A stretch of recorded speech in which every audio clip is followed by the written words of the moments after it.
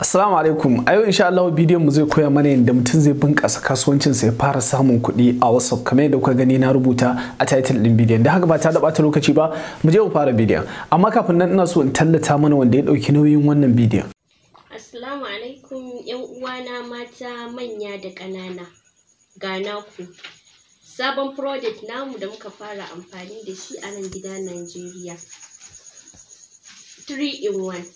Magani ne ingantaccen magani wanda kowace ɗiya mace ake da buƙatar ta mallake shi. Yana da amfani sosai a gurin iyaye mata manya da ƙanana.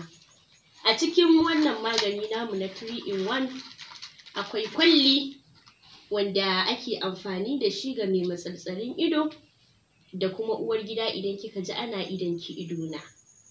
Yana da kyau sosai wannan kwallon.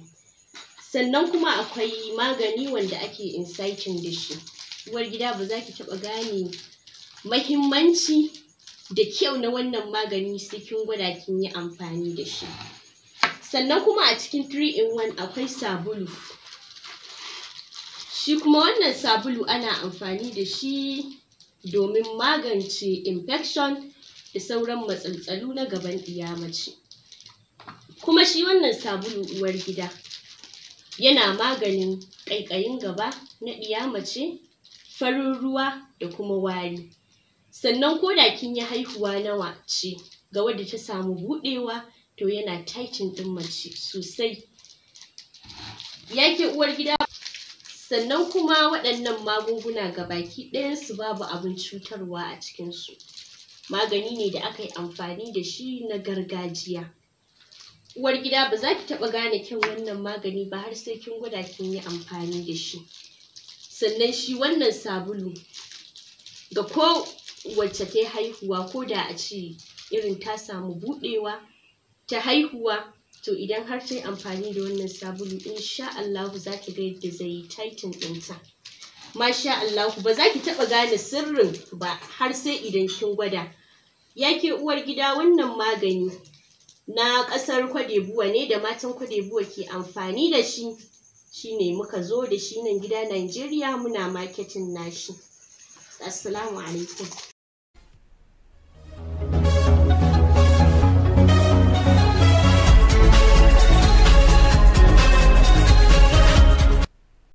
Kamar yadda na yi bayani a farkon bidiyon, zan yi mana bayani ne akan hanyar da mutum idan ya bi ta kasuwancinsa zai ƙara bunƙasa a intanet. Kamar misali yanzu yadda kowa yana ƙoƙarin fara kasuwanci a intanet, za ku ga irin story ɗin mutane a WhatsApp, Facebook, waye kowa yana ƙoƙarin tallata kayansa da waye. To akwai hanyar da za ta taimaka wa mutum yana samun kuɗi a WhatsApp ɗinsa cikin sauƙi ta yadda zai na iya sai da kaya da sauran abubuwa amma kuma ba tare da ya sani ba. To da haka shi yasa na kawo mana wannan bidiyon, zan mana bayani akan WhatsApp.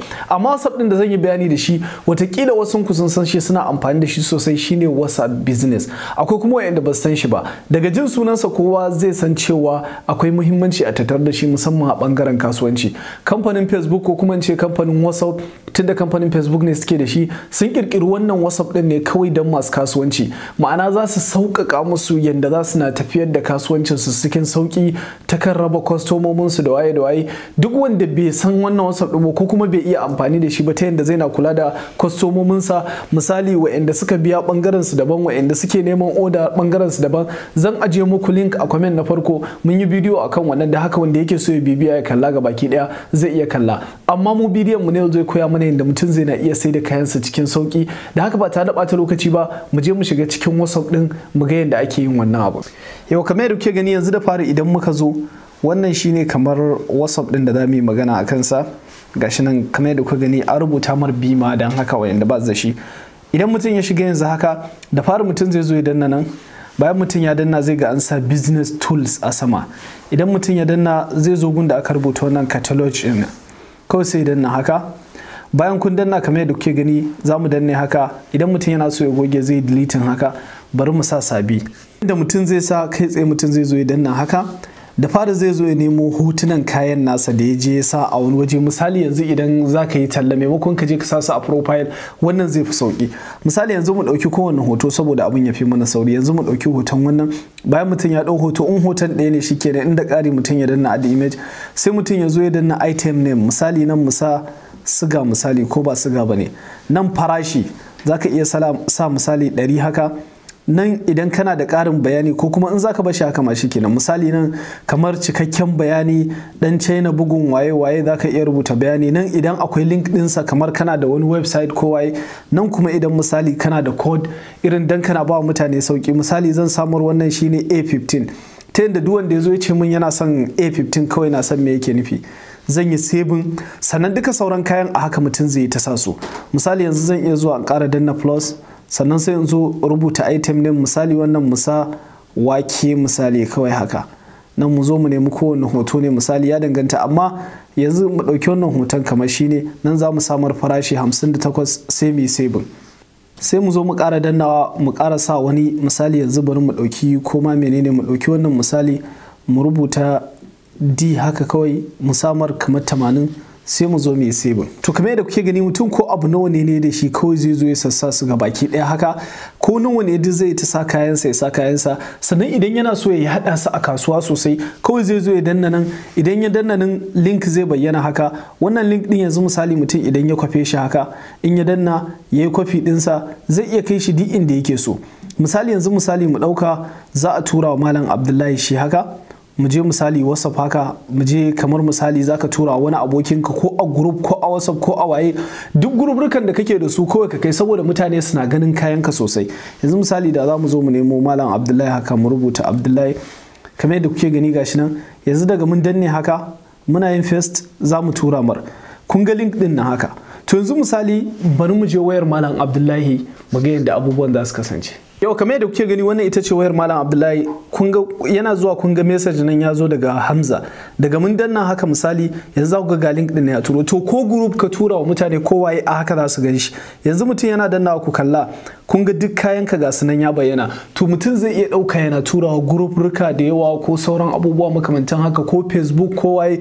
Duk wanda ya danna kawai zai kawo shi WhatsApp ɗinka gun kayayyakinka, zai gansu ya ga farashin su in sun burge shi. Misali yanzu Abdullahi ya danna wannan, kun ga zai ga hoton kayan da kasuwanci da waye duka komai zai gani baki daya, farashin abun. Yanzu wannan wanda muka samu link da sauransu, kun ga Malam Abdullahi zai ga hotonsa, zai ga kudinsa, sannan zai ga irin farashinsa da sauran abubuwa, sannan zai duba duk abubuwan da suke kamata da shi da sauran abubuwa makamantan haka zai gani baki daya. To bayan yanzu misali mutum ya ɗora kayansa kamar haka, shi mai ziyara idan ya zo zai ga WhatsApp ɗinka ya zama kamar haka. Kamar yadda kuke gani yanzu mu ɗauka wannan wayar wani mai ziyara ne misali ya shigo. Yanzu misali da za mu buɗe haka, Malam Abdullahi ya zo nan, kawai idan kuka ga haka mu cire wannan batun link ɗin da muka nuna a baya. Yanzu ka misali in dai kana da kaya zaka ga wannan alamar ta fita a WhatsApp ɗin mutum. To duk wanda kuka ga alamar nan ma'ana yana da kaya, misali kaya na sayarwa. To yanzu misali duk wanda ya zo misali ya buɗe WhatsApp ɗinka haka, yana danna wannan alamar da kuke gani, kun gani kayanka sun zo mar haka. To bayan kayanka sun zo mar, misali yanzu wannan yamar zai sai shi, kawai zai danna haka zai ma message business. Yanzu haka zai rubuta ma misali ina son wannan kaza kaza haka. Duk wanda ya mar misali zai iya dannawa kawai ya ce da wannan misali kawai haka, ya ce da wannan ma kaza kaza haka ya tura ma.